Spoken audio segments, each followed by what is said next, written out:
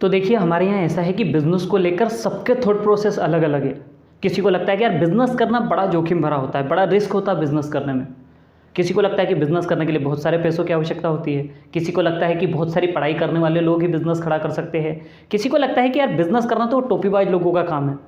लेकिन ये सच नहीं है ना। तो बिज़नेस की ABCD में हम पूरा यही इसी के बारे में समझेंगे कि बिज़नेस क्या होता है, बिज़नेस कैसे शुरू किया जाता है, मार्केटिंग क्या होती है, सेल्स क्या होती है, मार्केट एनालिटिक्स क्या होता है, कंपनी की वैल्यूएशन क्या होती है, B2B क्या होता है, B2C क्या होता है।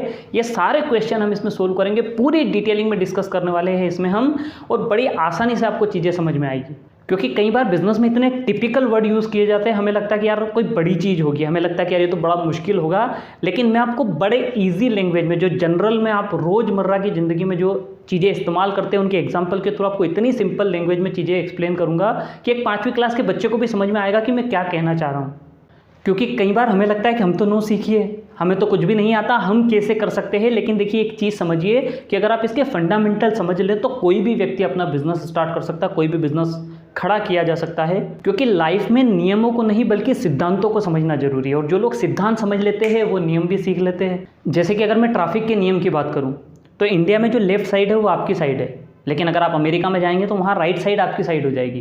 कंट्री बदलते ही नियम बदल गया, लेकिन सिद्धांत ऐसा नहीं होता। सिद्धांत सबके लिए एक जैसे काम करते हैं। जैसे ग्रेविटी एक सिद्धांत है, आप इंडियन है या अमेरिकन है, आप इलिटरेट है या पढ़े लिखे हैं, आप बुजुर्ग है या जवान है, ग्रेविटी सबके लिए एक जैसा काम करता है। तो अगर आप सिद्धांत समझ लें तो आपको बड़ा ईजी हो जाएगा कि किस तरह इस चीज़ को आगे बढ़ाया जाए। तो सबसे पहले तो समझते हैं व्हाट इज़ बिजनेस, बिजनेस क्या होता है। तो जनरली लोग पहले डेफिनेशन समझाते हैं फिर एग्जाम्पल्स देते हैं। अपन इसको रिवर्स कर देते हैं कि मैं पहले आपको एग्जाम्पल्स देता हूँ फिर हम इसकी डेफिनेशन समझेंगे। तो देखिए दो चीज़ें हैं जिनमें पूरी दुनिया के बिजनेस आ जाते हैं। सबसे पहली चीज़ होती है गुड्स और दूसरा होता है सर्विस। इन दो चीज़ों के अंदर पूरी दुनिया का बिजनेसेस आ जाते हैं, हम दोनों को समझते हैं। तो गुड्स में तो प्रोडक्ट्स आते हैं, वस्तुएं आती है, और सर्विसेज में जो सेवाएं उपलब्ध कराई जाती है वो सारी चीज़ें आती है। मान लीजिए कि एक व्यक्ति है जो खड़ा रहता है, जिसकी वजह से उसको थकान होती है, उसके पैरों में दर्द होता है और उसको कुछ परेशानियां होती है दिन भर खड़े रहने की वजह से। आपने उसकी समस्या समझी, आपने कुछ लकड़ी लेकर आए, उन लकड़ी के कुछ पेड़ लगाए और एक कुर्सी बनाकर तैयार कर दी। आपने उस व्यक्ति को एक्सप्लेन करा कि ये कुर्सी पर अगर आप बैठोगे तो आपके पैर भी दर्द नहीं करेंगे बल्कि आपकी थकान भी चली जाएगी, आपको बड़ा रिलैक्स फील होगा। अब वो लकड़ी लेकर आने में, उस लकड़ी में आपने जो समय लगाया है, आपने जो मेहनत डाली है, वो सब मिलाकर मान लीजिए कि 1000 रुपये आपकी लागत बैठती है, आपका 1000 रुपये खर्च हो गया। आपने उस व्यक्ति को उसकी इंपॉर्टेंस समझाई और उसको एक्सप्लेन करके कन्विंस करके आपने 1200 रुपये में वो कुर्सी उस व्यक्ति को ले जाकर बेच दी। अब उस कुर्सी को तैयार करने में आपकी जो लागत थी वो 1000 रुपये थी, लेकिन आपने उस आदमी को 1200 रुपये में जब वो कुर्सी बेची तो 200 रुपये उसमें आपको प्रॉफिट हुआ, आपको फ़ायदा हुआ, आपको एक्स्ट्रा मिल गया। बस यही बिजनेस है। तो आप कहोगे लो जी इतना ईजी, बिल्कुल हाँ इतना ईजी, यही बिजनेस है। तो ये तो आपने गुड्स के पॉइंट ऑफ व्यू से समझ लिया। अब इसको सर्विस के पॉइंट ऑफ व्यू से समझते हैं। मान लीजिए कि मेरा ऑफिस इंदौर में है और मैं जो काम करता हूँ मुझे उसके कुछ डॉक्यूमेंट्स उज्जैन का एक ऑफिस है जहाँ पर सबमिट करना पड़ते हैं रोज़ शाम को। तो भैया मैं दिन भर काम करता हूँ, शाम को गाड़ी पकड़ता हूँ, वो सारे डॉक्यूमेंट लेकर उज्जैन जाता हूँ और उनको ऑफिस में सबमिट करता हूँ। अब इसमें मेरा समय भी खर्च होता है, मेरा पैसा भी खर्च होता है, मेरी बहुत सारी लागत लगती है। एक व्यक्ति मेरे पास आकर कहता है, उन्होंने कहा भाई साहब आप क्यों परेशान होते हो, हमारी गाड़ी रोज़ उज्जैन जाती है, आप ये चीज़ हमको दे दीजिए, हम आपके बिहाफ में ऑफिस में वहाँ पर ये चीज़ हम पहुँचा देंगे, बस इसके एवज में आपसे कुछ पैसा चार्ज करेंगे। अब जब मैं खुद वो डॉक्यूमेंट लेकर इंदौर से उज्जैन जाता था तो मेरे 500 रुपये खर्च होते थे, लेकिन वो आदमी 100 रुपये में मेरे लिए वो काम कर देता है। तो बताइए मेरा तो फ़ायदे का सौदा है, मैं उस चीज़ के लिए राजी हो जाता हूँ। लेकिन उस शख्स की जिसकी गाड़ी जाती है उसने बहुत सारे लोगों से जब ऐसी बात करी तो उसको कलेक्टिवली एक बहुत बड़ा अमाउंट इकट्ठा हो जाता है। तो वो जो हमारे बिहाफ में इंदौर से उज्जैन डॉक्यूमेंट भेजने का काम कर रहा है वो एक सेवा दे रहा है, ये सर्विस सेक्टर में आ जाता है और उसके एवज में कुछ पैसा कमा रहा, कुछ प्रॉफिट कमा रहा है। तो ये सर्विस की तरह से आप समझिए कि ये सर्विस सेक्टर के थ्रू एक बिजनेस हो गया। तो अब अगर हमें बिजनेस की डेफिनेशन बनानी होगी तो हम क्या बनाएंगे? सिंपल सा समझिए कि 2 लोग होने चाहिए, है ना। इसमें आप कंपनी फर्म जो भी लेना वो सारी चीज़ें भी ले सकते हैं। मैं यहाँ 2 लोगों का जिक्र कर रहा हूँ।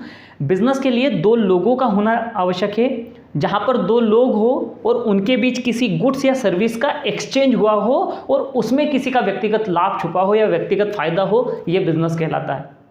इतनी सिंपल सी चीज़ है। और इन सब में कहीं भी ये जिक्र नहीं है कि 100 करोड़ का है तो ही बिजनेस होगा या 1000 करोड़ का है तो ही वो बिजनेस कैटेगरी में आएगा।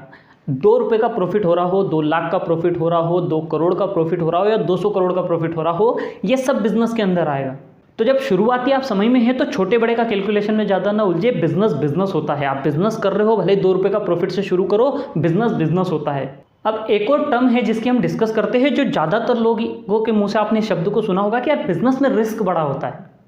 पर कई बार लोग बेवकूफ़ियाँ करते हैं और उन्हें रिस्क का नाम दे देते हैं। रिस्क और बेवकूफ़ी के बीच बहुत माइनर सा डिफरेंस होता है और इसको समझना बेहद ज़रूरी है। क्योंकि मान लीजिए अभी मैं गया और मैंने 1 करोड़ रुपए सट्टे के अंदर लगा दिए और मैं लोगों को जाकर कह रहा हूँ कि तेरे भाई ने रिस्क उठाया या मैं रिस्क उठा रहा हूँ, तो मैं ये बेवकूफ़ी कर रहा हूँ, ना कि रिस्क उठा रहा हूँ। रिस्क उठाना तो बड़ी समझदारी का काम होता है, बड़ी प्लानिंग के साथ किया जाता है, बड़े कैलकुलेटिव तरीके से किया जाता है। तो रिस्क और बेवकूफ़ी के बीच के डिफरेंस को मैं आपको एक्सप्लेन करता हूँ। मान लीजिए कि एक 100 फीट की पहाड़ी से कूदने में रिस्क भी है, उसके पैरेलल बेवकूफ़ी भी हो सकती है। कैसे कि मान लीजिए एक आदमी है जिसको 100 फीट की पहाड़ी से कूदना है। भाई उसने कैलकुलेशन करा, उसने ऊंचाई को समझा, उसने पहले 5 फीट से कूद के देखा, फिर 10 फीट से कूद के देखा, फिर 20 फीट से कूद के देखा। कूदने के दौरान आने वाले चैलेंजेस और समस्याओं को समझा, कूदने के दौरान होने वाली दुर्घटनाओं को समझा, सेफ्टी फीचर को समझा और फिर वो 100 फीट की पहाड़ी से कूद रहा है। रिस्क तो है, दुर्घटना हो सकती है, लेकिन ये रिस्क उठा रहा है। लेकिन उसको कूदते हुए देख आप एक्साइटेड हो गए कि बोले ये तो तेरा भाई भी कर देगा, और आप गए और 100 फीट की पहाड़ी से कूद गए। बेशक आप नीचे आएंगे, लेकिन हो सकता है कि 10 मिनट बाद आप बहुत ऊपर चले जाएं। तो जो पहला आदमी कर रहा है वो रिस्क उठा रहा है, और जो दूसरा कर रहा है वो बेवकूफ़ी है। और कई बार लोग बिजनेस में भी यही करते हैं।